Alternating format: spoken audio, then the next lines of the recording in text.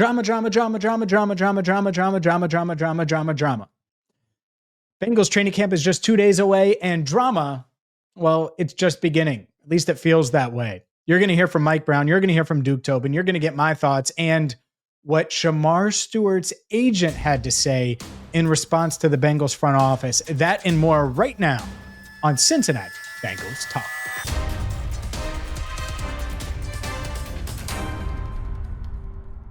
Hi again, everyone, and welcome in to CBT. I'm James Rapien of BengalsTalk.com. Hit that subscribe button, ring the bell, join the 56,000 plus Bengals fans that have hit that subscribe button on YouTube, and check us out wherever you get your podcasts, because I've said it for months now. The audio-only version of Cincinnati Bengals Talk is coming. So if you want to hear from Zac Hiller, if you want to hear from Al Golden, if you want to hear from Dan Pitcher, Darren Simmons, and all of those guys talk today on Monday, check it out wherever you get your podcast. There's no video coming of that. That is an audio-only piece of Cincinnati Bengals Talk. And why do we do that? So you can take us with you wherever you go. Today's video is brought to you by Christian Husky of Sipsy Klein, and more on a big Bengals fan and Christian in just a bit.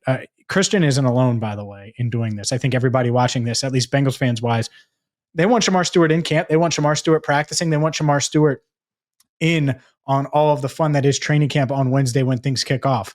Shemar Stewart is not in training camp right now. He is not at Bengals facilities, even though rookies reported on Saturday he's in Texas, at Texas A&M working out. He posted a photo of himself at the facility on Monday morning. And so naturally, knowing that Mike Brown was going to meet with the media, it's pretty convenient. And Mike Brown had a lot to say. Duke Tobin had a lot to say. They're clearly on the same page. These entire videos are posted right here on Cincinnati Bengals Talk. But I thought it was important to get to what they said, how they said it, my thoughts on it, because it's obviously been a huge topic. So we're going to start with Mike Brown, then we're going to get to Duke Tobin, and then we're going to get to what Shemar Stewart's agent had to say, because he has already responded. I just got back from the stadium recording this, and Shemar Stewart's agent, Zac Hiller, has already responded. We're going to get to Zac in just a bit. But before we do that, here's Bengals owner Mike Brown on the Shemar Stewart negotiation. From our vantage point, it's a form of foolishness. It just ought to get done. There is no dispute over the money. It's just a dispute in his mind that I guess if he did something that really deserved punishment, that he would want the whole contract guaranteed. And we would want to say, well, it isn't guaranteed if you did something to that level. In that case, we would step in and take away the guarantee. Doesn't mean that we couldn't agree to pay it, but we wouldn't be forced to pay it. I don't want to pay somebody who hypothetically could be in jail for 4 years at this level of pay. And do I think any of that's going to happen? No. And that's why I use the word foolishness. It's, in my mind, at that level. We want to get it done. We want to get him in here and working. He's a good young guy, and he's someone we think will be important to our team this year.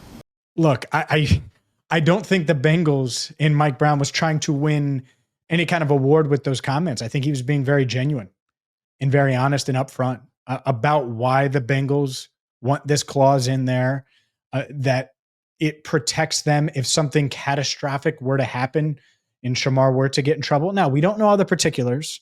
Is it only off the field? These clauses are really unique, and it could be off the field only, or it could be on field. And it without knowing, it's hard to point fingers too much. But it seemed like Mike was talking a lot about the off the field. And if it's that simple, I get the frustration there. I also understand the Bengals trying to set this precedent, and clearly their heels are dug in. That was my takeaway as I was there 7 feet from Mike Brown or whatever it was. The Bengals are dug in here, and good luck winning a staring contest with Mike Brown. And I'm going to get more into Shemar's camp in just a second. But now let's hear from Duke Tobin in what Duke Tobin had to say, because this is where Shemar's agent responded and where we really get into the drama. Here's Bengals director of player personnel, aka the pseudo GM, Duke Tobin. Shemar, I hope Shemar comes in. He needs to be here. The number one thing that a rookie needs is a fast start and a good, productive rookie season. And that normally translates into a long, productive NFL career. And so I would encourage him to be here and start building the bond with his teammates and getting his career started, because he can be a factor for a championship caliber football team, and you don't always get that opportunity. And so I'd like to see him, and I hope he gets here soon. I don't blame Shemar. He's listening to the advice that he's paying for. I don't understand the advice. I don't agree with it. I'm not the one paying for it. If I thought we were treating him unfairly, it would be a different story, but we're treating him fairly with all the rest of the draft picks in this year's draft. Pretty straightforward. What Duke said kind of echoed what Mike said, and they said it at different times on the same mic in the same seat. And that's the Bengals stance on this. And I appreciate both of them being upfront, direct about it. And yet at the same time, you better believe Shemar Stewart's camp reacted. I'm going to read what Shemar's agent had to say about that and react to this entire situation coming up next. But first, I have to tell you about Christian Husky.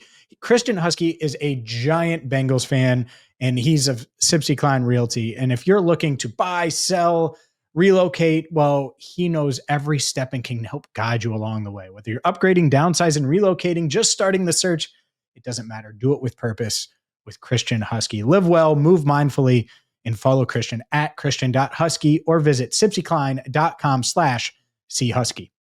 All right, let's get to what Shemar Stewart's agent had to say. And this is where it gets really interesting, because you heard Tobin. He said he doesn't understand the advice Stewart is getting. Mike Brown called it foolish.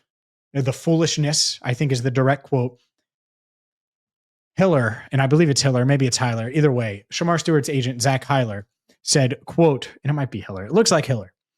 Said, quote, Duke Tobin has no involvement in this negotiation. It seems to be above his pay grade. And it's interesting. It's a shot at Duke Tobin. And that's fine. By the way, I think that's true. I don't think Duke has been involved in this negotiation.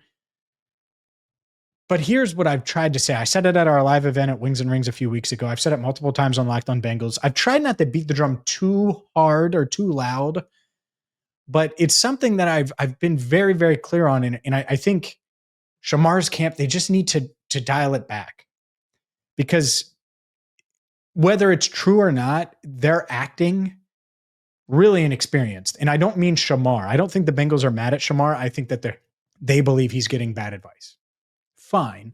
It's an agent versus a player. And I'm not going to paint out Zac Hiller to be this devil person. I'm not saying that. And I'm not even saying that his advice is necessarily wrong.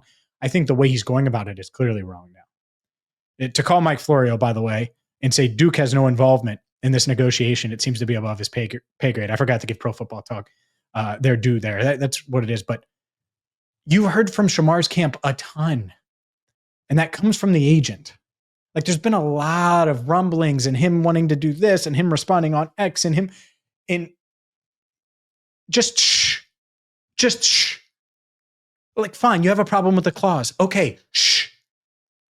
Like, that's it. Like, I try to put myself into the shoes of whoever is doing what. And, my job is to have an opinion. Well, my opinion here is, I get it. I understand where Shemar's camp is coming from, and they want something. If they're going to accept that clause, they want something in return. Otherwise, they feel like they shouldn't have to do it. Fine. You don't want to set the precedent? Fine. I get it. I understand you're upset and you're bothered. Shh. Just smoother. And this is coming from someone in the media that loves when this stuff happens. But from an advice standpoint, the thing I would tell Shemar's camp to do is just relax, calm down. Just take it down a few notches. Understand that it is a negotiation. Don't get offended. Don't get upset. Take the emotion out of it. Oh, it's really hard to. Yeah, no doubt it is. We're talking about livelihoods and money and salary and guaranteed dollars and all those things. I get it. You can't be screaming from the mountaintops. The moment something hits a snag in negotiations. And the Bengals, I mean, Mike Brown said, I don't know if it's going to get done today or tomorrow, but I think it'll get done. Everyone involved should want it done today or tomorrow. Everybody. Shemar's agent should want it done today or tomorrow. Shemar should want it done today or tomorrow. The Bengals should want it done today or tomorrow. And how do you get there? That's it. Why would you waste time talking to anyone in the media on either side? Obviously, the Bengals have their annual media lunch, and that's something they do, period. All right, that's great. I'm glad they do it. But all the extracurriculars, all the chatter behind the scenes, just handle business. Keep business, keep the main thing the main thing. It is sometimes it is so simple. And that's how I feel about this. I understand where Shemar's camp is coming from. I also think the Bengals are all the way dug in now. It's just the vibe, just the feel, not just based on the quotes. You just talk to some people in the building when you're around. Good luck. And so instead of shouting, find the solution. What can the Bengals do to sweeten the deal a little bit for you to get you into camp? Because if it's as simple as giving a little bit more of that signing, because the money's slotted. It's not a money issue.